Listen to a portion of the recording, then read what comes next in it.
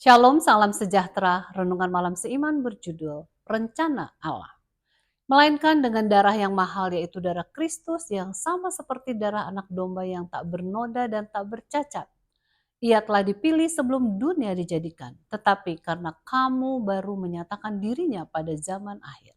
1 Petrus 1 ayat 19 dan 20.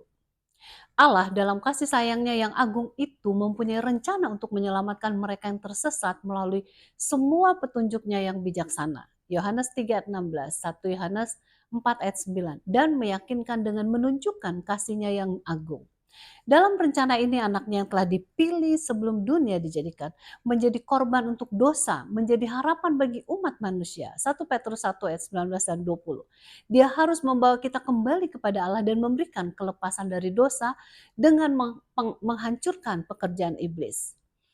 Masing-masing kita menyadari bahwa dosa telah memisahkan Adam dan Hawa dari Allah sebagai sumber kehidupan mereka.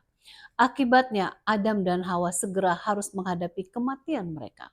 Tetapi sesuai dengan rencana yang dibentang sebelum azas dunia ini, dalam 1 Petrus 1 ayat 20 dan 21, yakni pemufakatan tentang damai. Zakaria 6 ayat 13. Allah anak melangkah di antara manusia dan keadilan ilahi, menjembatani jurang dan mencegah kematian. Bahkan sebelum penyalipannya pada waktu itu, kasih karunia-Nya telah membuat orang berdosa tetap hidup dan menjamin keselamatan mereka.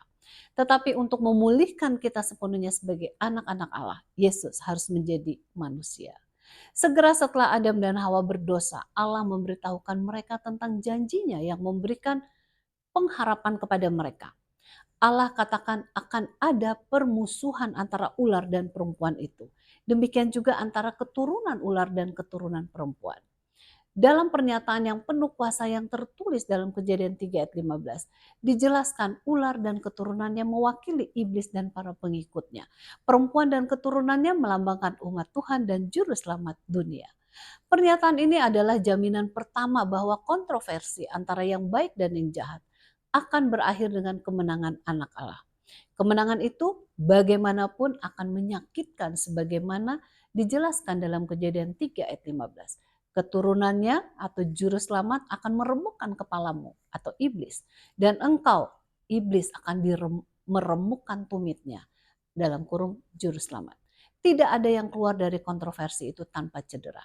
Sejak saat itu manusia mencari yang dijanjikan. Perjanjian lama mengungkap pencarian manusia akan janji Tuhan itu. Nubuatan menunjukkan bahwa ketika yang dijanjikan akan tiba, dunia akan menjadi bukti untuk menegaskan identitasnya. Kita bersyukur oleh sebab Allah kita yang penuh kasih yang agung itu telah merencanakan keselamatan untuk kita semua. Marilah kita menyambut kasih-Nya yang luar biasa itu dengan penuh sukacita. Kiranya Tuhan memberkati.